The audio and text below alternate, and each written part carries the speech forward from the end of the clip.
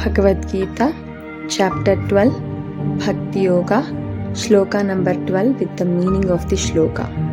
Shreyo hi gnanamapyasat gnanadhyanam vishishyate dhyanat karma phalatyagaha tyagat shantiranantaram.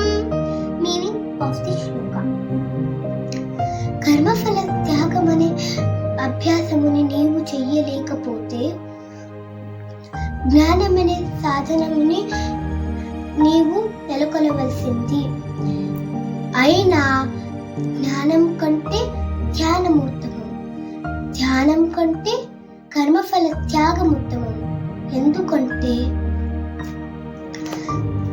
కర్మఫల త్యాగము ద్వారా నీవు శాంతిని పొందుతావు.